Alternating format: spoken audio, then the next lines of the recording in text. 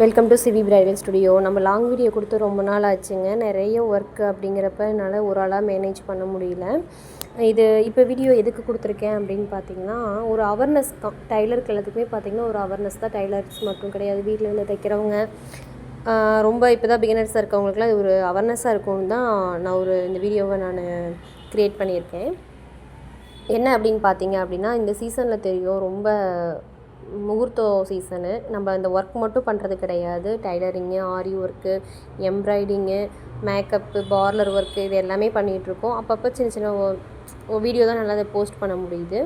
இதில் பார்த்திங்க அப்படின்னா கம்ப்யூட்டர் எம்ப்ராய்டிங் இல்லாமல் மிஷின் எம்ப்ராய்டிங், ஹேண்ட் எம்ப்ராய்டிங்கு நம்ம பண்ணிகிட்ருக்கோம். இத்தனை ஒர்க்கும் நான் பார்க்குறப்ப எவ்வளோ ஒரு கஷ்டப்படுவேன்னு தெரியும்.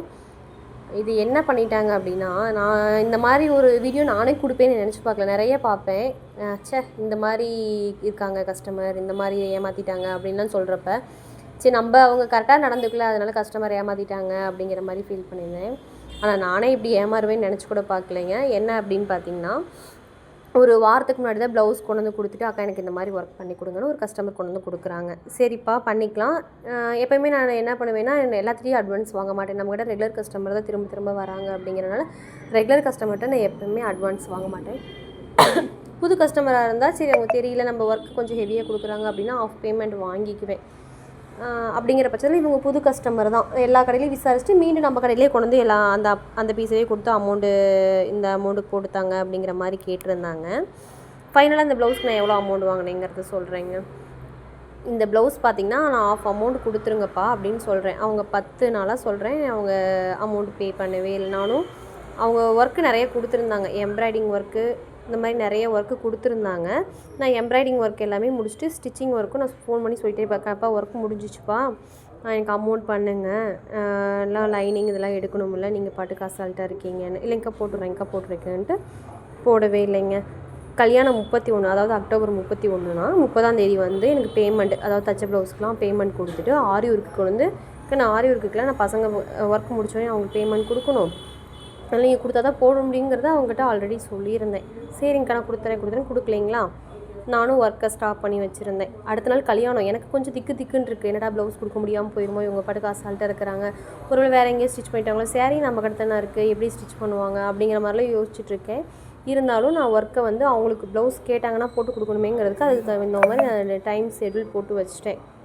அவங்க லாஸ்ட் மினிட்ல வந்து அக்கா எனக்கு ப்ளவுஸ் வேணுங்க்கா அப்படின்ட்டு வந்து சொல்கிறாங்க. எப்போ நான் தான் அமௌண்ட் கொடுக்க சொன்னேன்ல, நீங்கள் ஏன் கொடுக்கல, எப்படிப்பா இவ்வளோ ரேட் அதிகமாக இருக்க ப்ளவுஸை நான் போட்டு வைக்க முடியும், நீங்கள் கன்ஃபார்மாக எதுவும் சொல்லவே இல்லை, மற்ற ப்ளவுஸ்லாம் ரெடியாக இருக்குப்பா நீங்கள் வாங்கிக்கோங்க அப்படின்னு சொல்லிட்டு பில் போட்டு கொடுக்குறேன். அப்போயும் அவங்க என்ன பண்ணாங்கன்னா ஆஃப் பேமெண்ட்டை கொடுத்துட்டு இந்த முடிச்சு வைங்கக்கா நான் நாளைக்கு வந்து வாங்கிக்கிறேன் அப்படின்னாங்க. கண்ணு அசால்ட்டாக இருந்துடாதீங்க, நாளைக்கு கல்யாணம், நீங்கள் பாட்டுக்கு இவ்வளோ அசால்ட்டாக சொல்கிறீங்கன்னு. இல்லைங்கக்கா கம்பல்சரி வந்து வாங்கிக்கிறோம் நாங்கள். சரி பாதி அமௌண்ட் கொடுத்துட்டாங்கல்ல, எப்படியும் வாங்கிக்குவாங்க அப்படின்னு நினச்சிட்டு நானும் ஸ்டிச் பண்ணி முடிச்சிட்டேங்க. இந்த ப்ளவுஸை ரெடி பண்ணுறதுக்கு நானும் எங்கள் வீட்டுக்காரும் நைட்டு ஃபுல்லாக தூங்கலை. ஏன்னா நாளைக்கு கல்யாணம், இந்த நைட்டு ப்ளவுஸ் கொடுத்தாகணுமே. முதல் நாள் 30ஆம் தேதி நான் கொடுத்தாகணும், 23ஆம் தேதி தான் இதெல்லாம் நடக்குது. 23ஆம் தேதி நைட்டு தூங்காமல் அவங்களுக்கும் நான் ஒர்க்கை கொடுத்து பண்ண வச்சு ஒரு நைட்டில் 4 பேர் உட்காந்து அந்த ஒர்க்கை பண்ணுறாங்க. பசங்க ஃபாஸ்ட்டாக பண்ணுறவங்க தான், இருந்தாலுமே நான் அவங்கள உட்கார வச்சு பண்ணுறது எவ்வளோ பெரிய விஷயம். பண்ணிவிட்டு அதை வாங்கிட்டு வந்து மார்னிங் நான் ஸ்டிச் பண்ணி கொடுக்கணும்.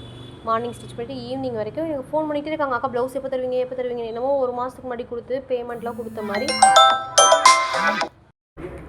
கொடுத்த மாதிரி பார்த்தீங்கன்னா மார்னிங்லேருந்து 31ஆம் தேதி கல்யாணம்னா 30ஆம் தேதி அக்கா ப்ளவுஸ் தைச்சிட்டிங்களா ரொம்ப டார்ச்சர் பண்ண ஆரம்பிச்சிட்டாங்க. கண்ணு நேற்று தான் நீங்கள் வந்து கன்ஃபார்மே பண்ணிவிட்டு போனீங்க, எப்படி கண்ணு இவ்வளோ பெரிய ஒர்க்கை வந்து நான் உங்களுக்கு உடனே பண்ணி கொடுக்க முடியும், நைட்டு ஃபுல்லாக அதை கண்ணை முடிச்சு வேலை பார்த்துருக்கோம், நான் ஸ்டிச் பண்ணுற ஒர்க் இருக்குது, அதை முடிச்சுட்டு உங்களுக்கு கால் பண்ணுறேன் கண்ணு அப்படின்னு சொன்னால், இல்லை டார்ச்சர் மேலே டார்ச்சர் பண்ணாங்க.